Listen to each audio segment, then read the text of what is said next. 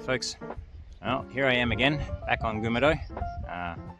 Time to finish off some unfinished business. Last time I came over here it was pouring rain on the second day of my hike, so I decided to pack it in. Today, as you can probably see behind me, it's not much better. It's pouring down rain again, but I figure if I'm going to Scotland to do a hike over there, then a bit of rain shouldn't deter me. So it's a couple of weeks after the previous hike. I've come back over to Geumodo and I'm going to finish off those last couple of courses over here. I'm starting from the bottom of the island this time and heading north. So I'll be doing course 5 and course 4. See you further down the track. So we're off to a good start. Didn't have enough money for the bus to get all the way to the start of the hike, so I'm starting back down the road a bit and walking to the beginning of the hike, if that makes sense. But not too bad, especially when you go through beautiful little country lanes like this one. Makes walking around, even in the rain, kind of magical.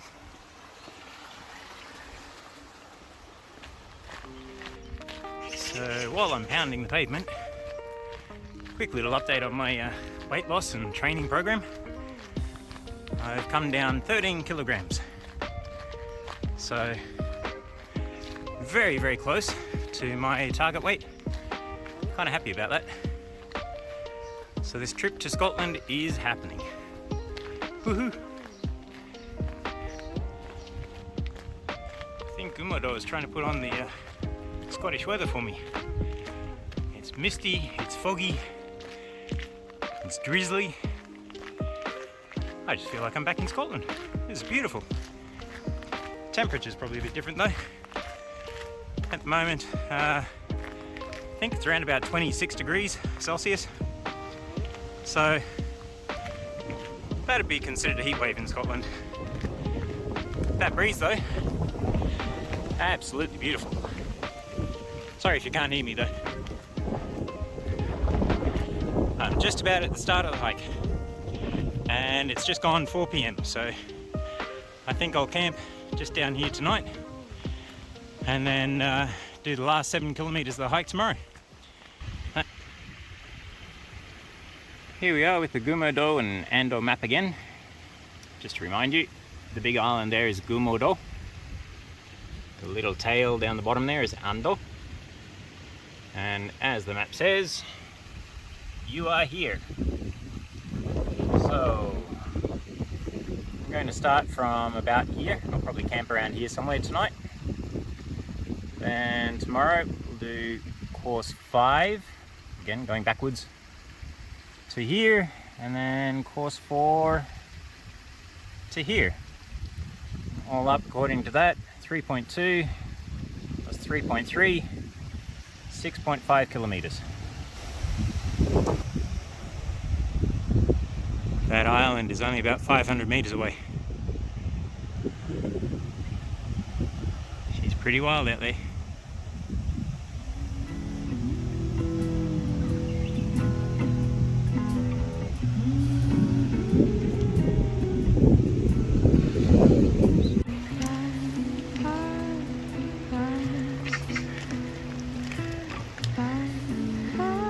Hey little fella, where are you going? Perfect day for snails and frogs. Hey.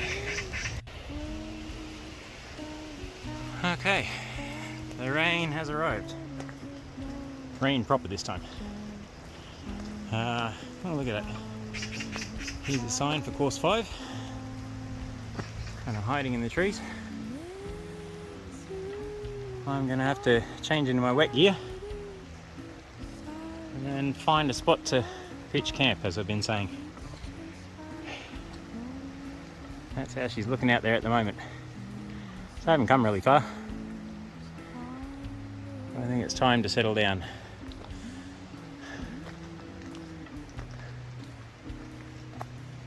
That's looking pretty dense up there. Looks like they've mowed it recently though, so hopefully the going will be okay. Alright, let's find somewhere to pitch my new tent.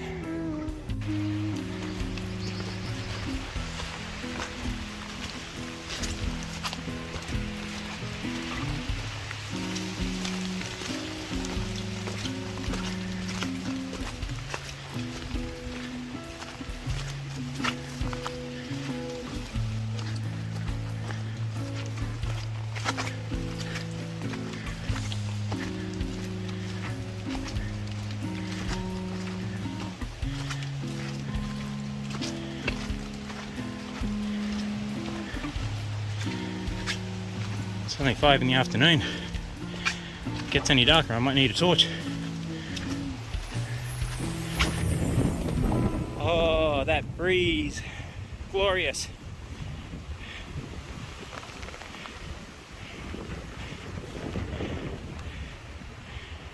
I'm willing to bet I'm the only one out on this trail today. Besides the guy just back there mowing the trail.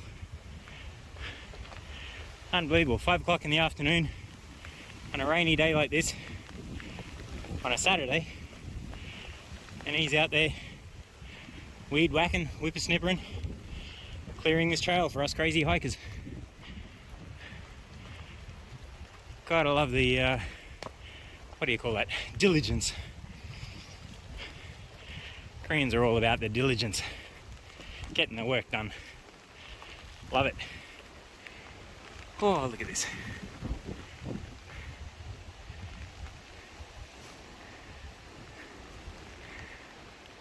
Half expect a greyback to come out of there. Mind you, if the Koreans see me coming, they might think there is a greyback coming out of here. Anyway, haven't found anywhere to camp. She's a bit steep at the moment, but loving the hiking in the rain. Oh, here we go again. Beware of the falling. Yeah, that vine that I really don't like, this fella, he grows at a remarkable pace. I think I've heard up to a foot a day. So these tracks are already starting to get a bit overgrown. It's like that in summer. So even though it's hot, I've got full jacket and tilt down, long pants, long socks, boots on, mainly to stop me from rubbing up against those vines. Bit warm though. That's why I'm enjoying this rain.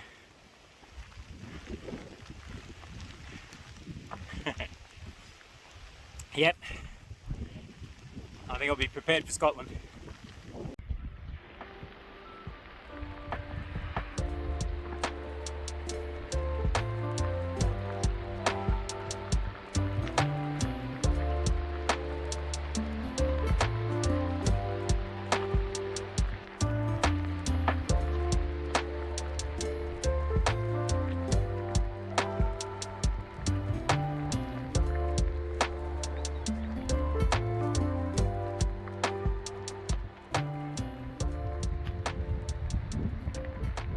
That may look like I put a nice moody filter on the lens, but that's just it fogging up because of the rain.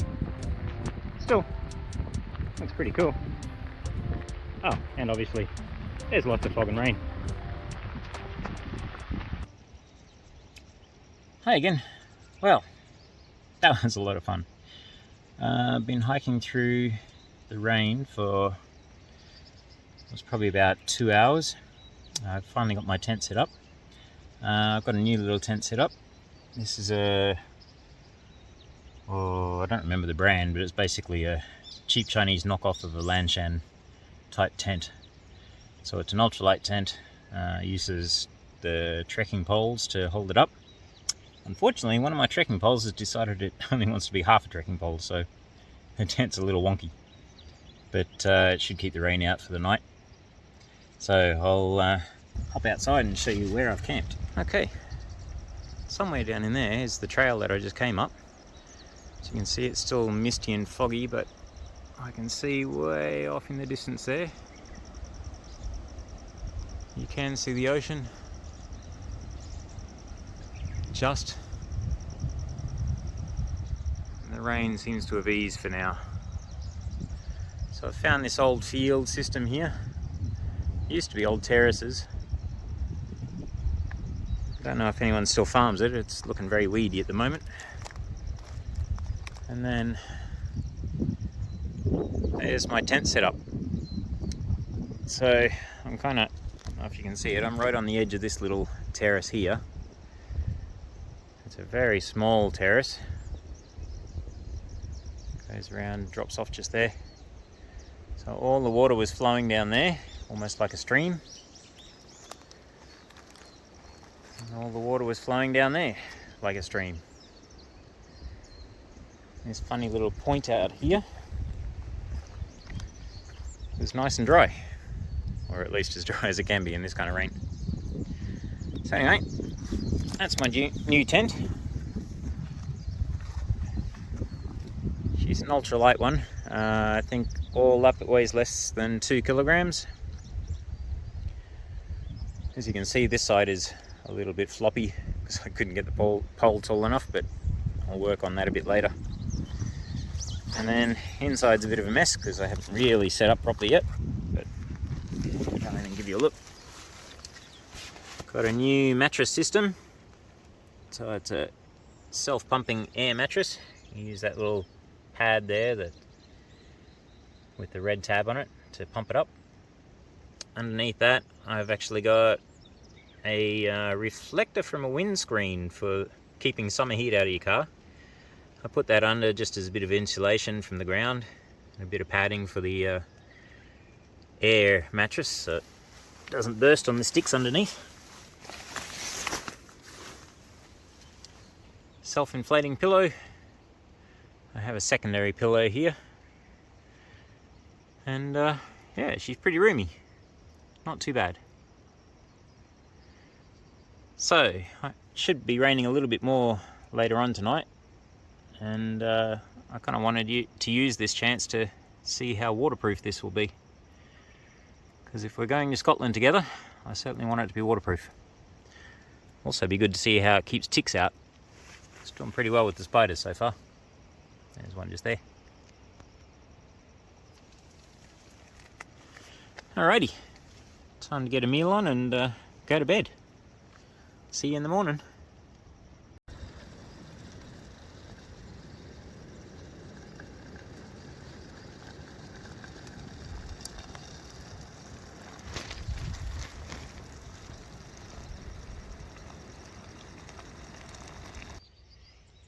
Morning, folks. So here I am on day 2. Sorry I couldn't video much more of yesterday. The rain got so heavy that every time I tried, the water on my phone just kept turning off the camera. So I had to pack it in and find my campsite. I finally found one. It's on an interesting little open patch of ground. I think it used to be a terraced farm field, and up there, those rocks behind me there, where are they? There. I think that might have been an old house at some stage.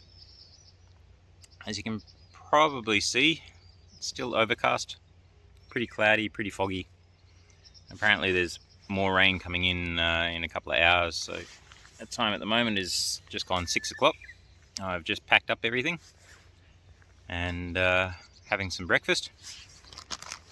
Wonderful little cream bunny type thing, and again, coffee. So I'm going to have that and then head on out. So I'll see you further up the trail. Leave no trace. Bye, little campsite. Okay, off we go.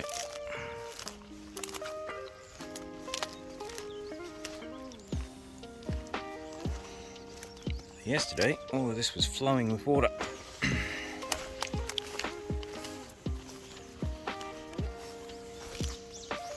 Seems fairly dry so far.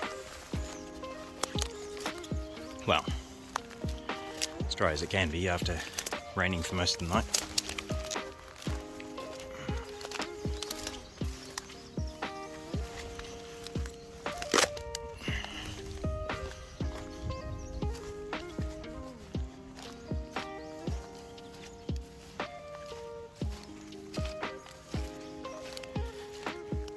Here we are, back on the track. Let's see what adventure awaits.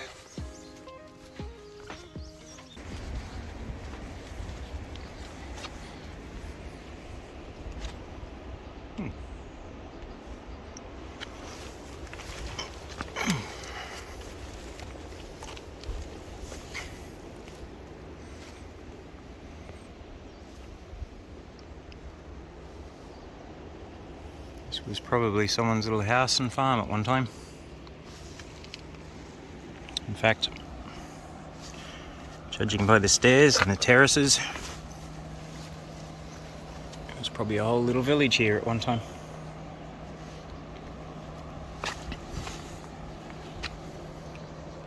Right there, that looks like a fallen in structure of some kind. Don't know if it's an animal shed or a house, but it could have been either. Wow, look at that.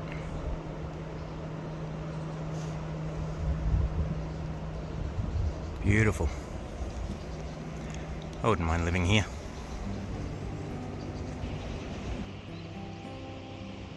This little field might not look like much, but imagine having a nice little house just there.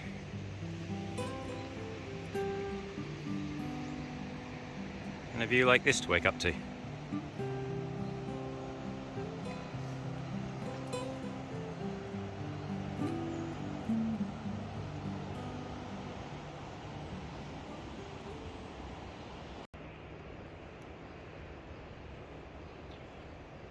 looks like the name of that little peak out in the water we were looking at is called Geumo-do.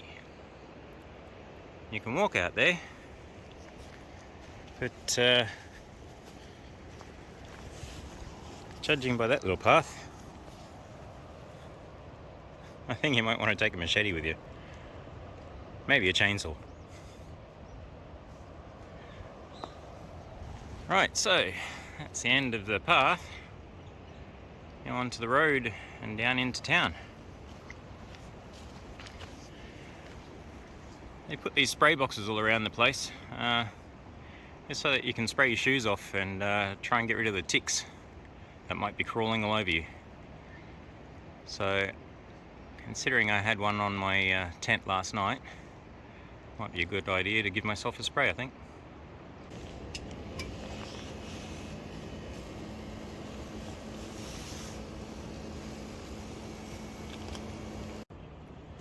These things are amazing. It's one of the things I love about hiking paths in Korea. I think they're made out of chopped coconut strands. They're massive, big, long mats that they put down on the path. You can see the old one just here, needing redoing. So they put down on the path, makes it easy to walk along, less slippery, less weeds, much easier to maintain. And as you can see, biodegradable. Every couple of years they come along and put some more down. Really clever idea. I tried to buy some from my garden, but oh boy, one of those rolls is pretty darn expensive. So they're obviously spending a fair bit of money to maintain these paths. That, and the guy yesterday doing the weed whacking, or whippersnipping, as we call it in Australia. There's quite a bit that goes into maintaining these things, especially during summer. So coming around this corner here, and I think we're about to come into the next town, the end of course 5. And this little town is called Geumo. So let's go down and have a look.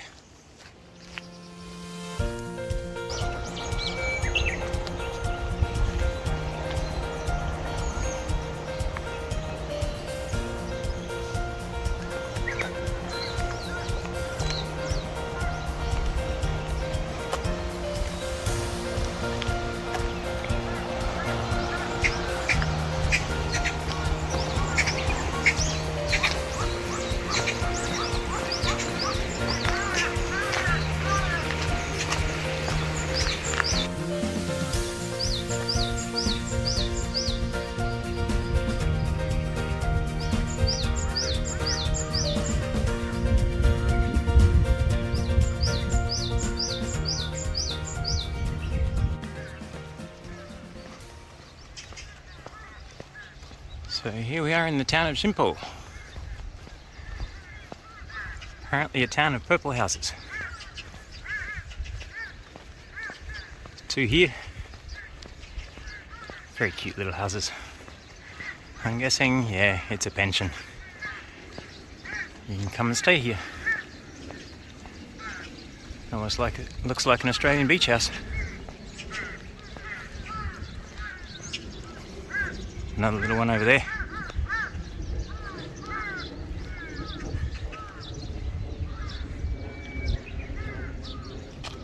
There's the harbour.